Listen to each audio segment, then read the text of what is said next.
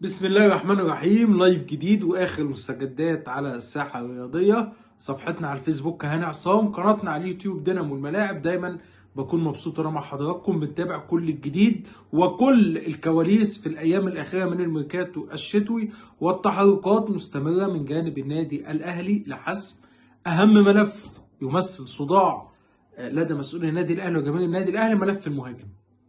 لحد دلوقتي الاهلي عايز يخلص مهاجم.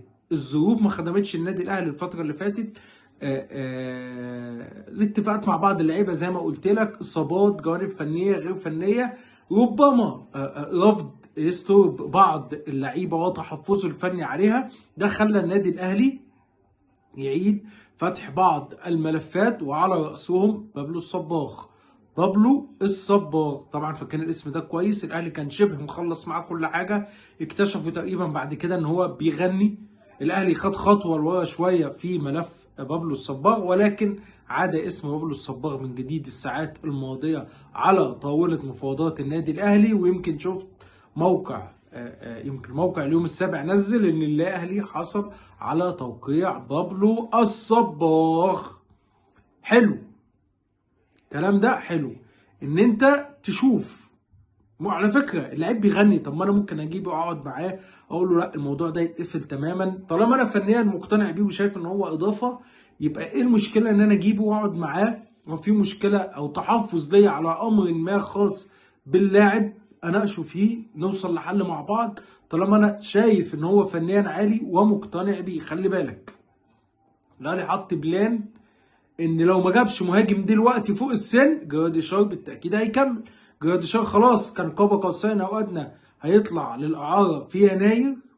لكن انت لو ما جبتش مهاجم فوق السن، بالتاكيد جراديشار مكمل مع محمد شريف، اللي كان نفسي الحقيقه يستغل الفرصه اللي جات له يثبت نفسه. انت من اول السنه لحد يناير انت المهاجم الاساسي والاوحد والاول داخل النادي الاهلي، مفيش الا انت.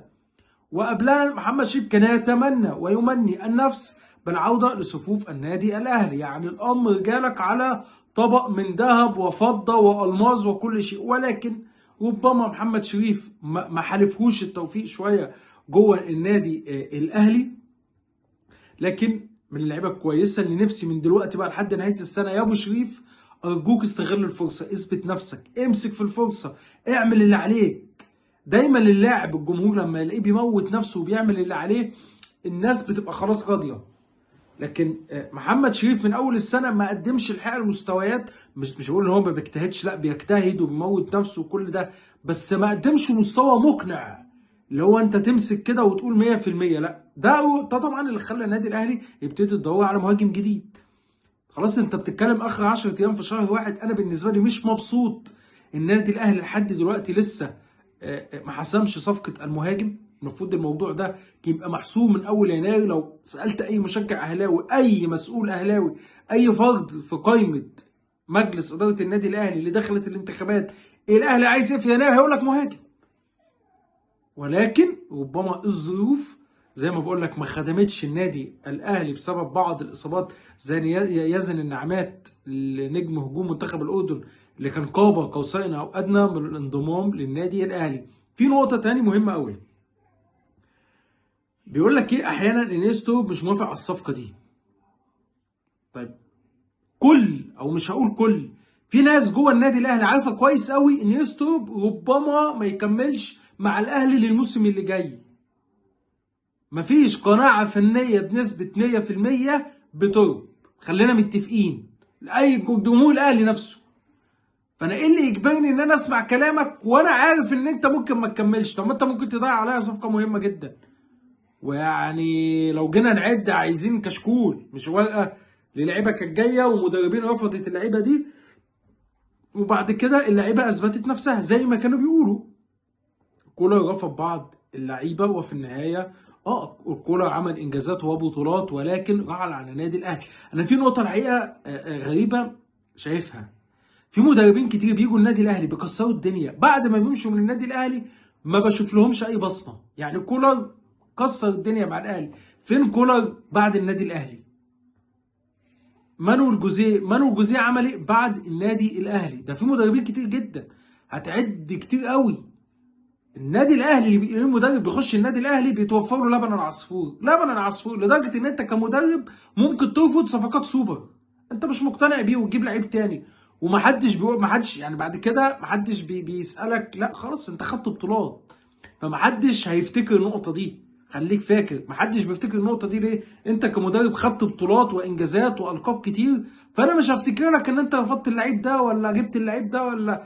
الحاجه الاهم حصلت ان انا خدت بطولات، ان انا خدت بطولات. بالتاكيد طبعا جراديشار موجود مع النادي الاهلي في ماتش يانج افريكانز. بعد ماتش يانج افريكانز هيبان الوضع والموقف النهائي ايه.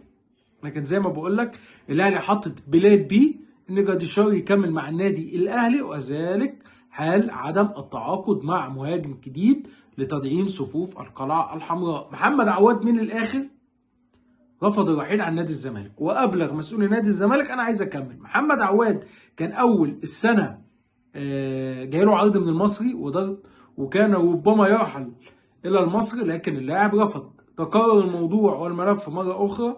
اداره الكره في نادي الزمالك انفتحت على رحيل محمد عواد في يناير، ولو جاله عرض يمشي، ولكن الحارس رفض. وعواد رغبته الاولى والاخيره الاستمرار داخل نادي الزمالك، وتقريبا كده خلاص عواد عايز يكمل في نادي الزمالك حتى الاعتزال. يعني الراجل عايز يكمل مع نادي الزمالك، مش عايز يمشي، خلاص خلصت.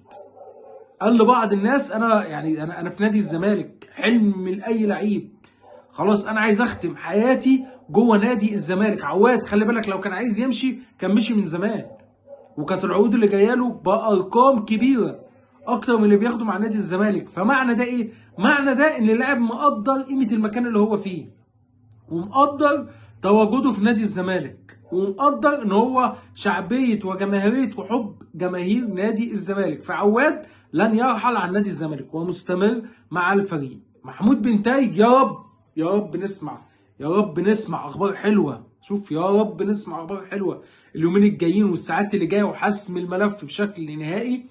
تدخل الاستاذ ممدوح عباس بشكل واضح اهو، بقول رئيس نادي الزمالك السابق في الملف، وبيحاول يحل الازمه. والمشكله كلها ما بين بنتايج ونادي الزمالك. نادي الزمالك شايف ان هو على حق، وبنتايج شايف ان هو على حق. ليه؟ الجبهه بتاع بنتايج والوكيل بتاعه بيقول لك هو اللاعب قعد 3 شهور ما خدش فلوسه، فنادي الزمالك اداله جزء من فلوسه بعد ال3 شهور. فلا، الفيفا بيقول لك طالما ال3 شهور عدوا هناخد فلوسي كلها كامله. نادي الزمالك بيقول لك لا، حتى لو ال3 شهور خلصوا انا حطيت لك جزء، خلاص مش من حقك تفسخ. ده ببساطه الخلاف ما بين بنتايج والزمالك.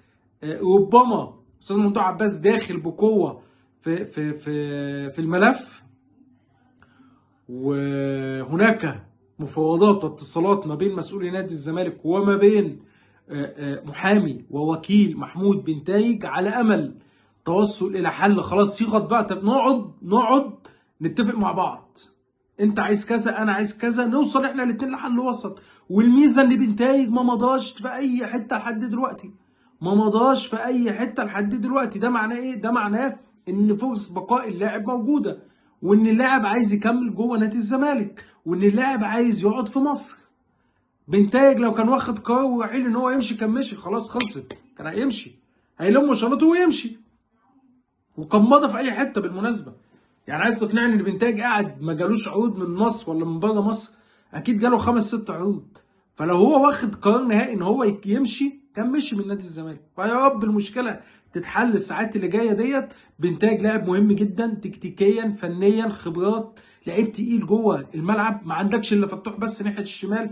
هل يعقل ان نادي الزمالك هيكمل موسم كامل ده احمد فتوح؟ ده عندك مشكله ايقاف قيد. يعني حتى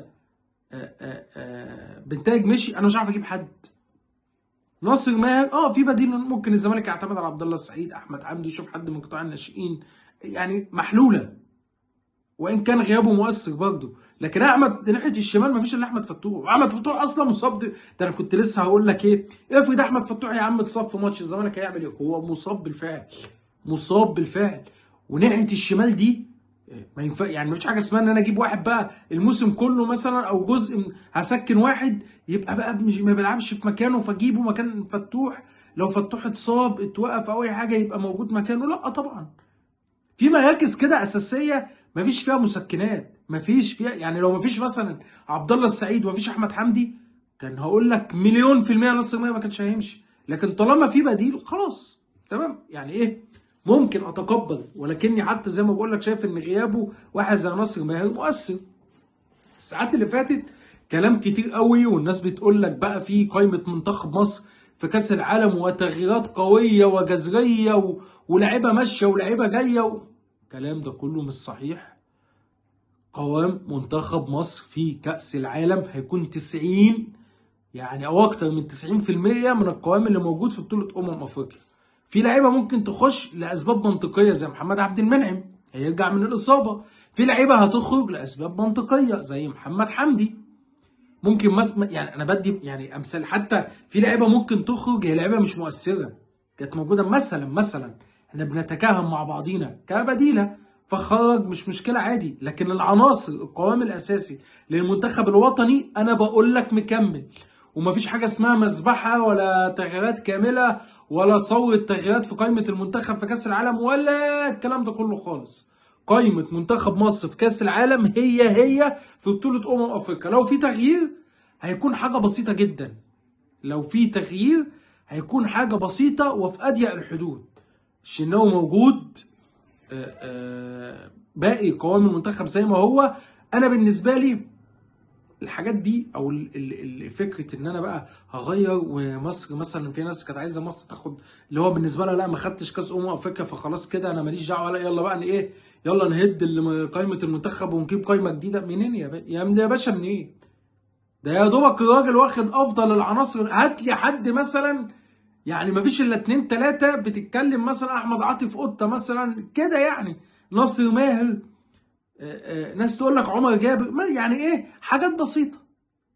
لكن هات لي كده قوام المنتخب ان انا يلا هد عندي بقى مرونه ووفره وحريه ان انا اجيب بقى قائمه كامله 15 16 لعيب موجود. لا طبعا انت اللي موجود عندك ده افضل شيء، واللي موجود عندك ده افضل العناصر اللي موجوده. فكلنا خلف المنتخب الوطني، خلف الكابتن حسام حسن، بندعم الكابتن حسام حسن. يا رب يا رب كده ان شاء الله باذن الله نعمل نتائج حلوه وجميله في بطوله كاس العالم.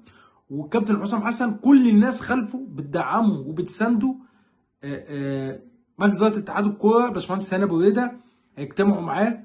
كل طلبات الكابتن حسام حسن مجابه قبل بطوله كاس العالم، معسكر الاعداد، برنامج الاعداد، الماتشات الوديه، الدورات الوديه للمنتخب الوطني هياخدها، كل اختياراته في قائمه المنتخب الفتره اللي جايه. هيبص على الدوري المصري ولاعيبه الدوري المصري، يجهز اللعيبه اللي هترجع من الاصابه. كل الكلام ده هيتم التنسيق ليه ما بين اداره اتحاد الكره المصري باشمهندس هاني ابو ريده مع العميد الكابتن حسام حسن، لان كل الناس ان شاء الله ان شاء الله متفائله بمنتخب مصر في بطوله كاس العالم. باذن الله هنكون معاكم في لايفات كتيره وجديده الساعات والايام اللي جايه، وهنتابع معاكم كل الجديد اول باول. شكرا.